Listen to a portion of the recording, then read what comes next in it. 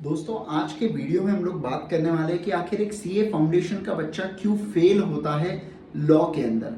जी हाँ, paper number 2 जो law है इसके अंदर वो क्यों फेल होता है, इसमें मैं आपको 3 प्रमुख कारण बताने वाला हूँ। सबसे पहली चीज, बच्चा राइटिंग प्रैक्टिस नहीं करता है।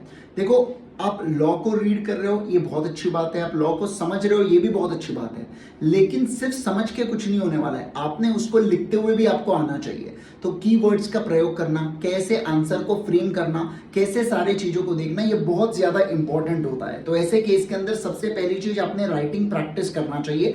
देखो, राइटिंग प्रैक्टिस आपको तुरंत तो आने नहीं वाली है, धीरे धीरे आप जैसे जैसे प्रैक्टिस करते रहोगे वैसे आपको और चीजें समझते, मतलब विद टाइम आप इंप्रूव करोगे राइटिंग प्रैक्टिस के अंदर।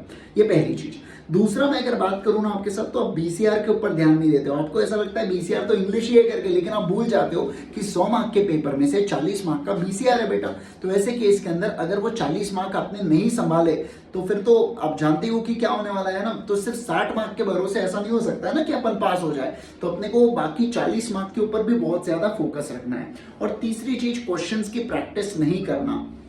आपने लॉ को समझ लिया, आपने लॉ के प्रोविजंस को लिख के आप लोग देख रहे हो, सब कुछ बहुत बेहतरीन है, सब कुछ बहुत बढ़िया है अभी तक।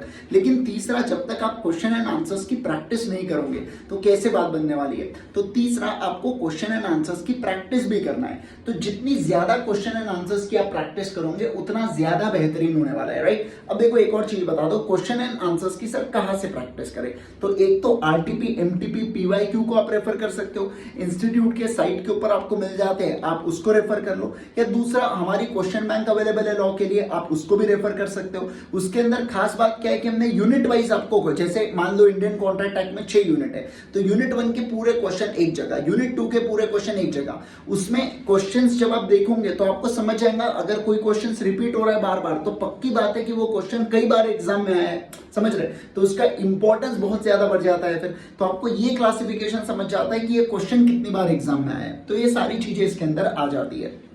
तो वही है कि तीनों बातों को ध्यान रखना। रिपीट कर देता हूं मैं एक बार आपको, राइटिंग प्रैक्टिस आपको करना है, बीसीआर के ऊपर फोकस करना है, और क्वेश्चन बैंक से रिलेटेड भी यहाँ पे अपने को ध्यान देना है। क्वेश्चन बैंक IGSET.in के ऊपर अवेलेबल है,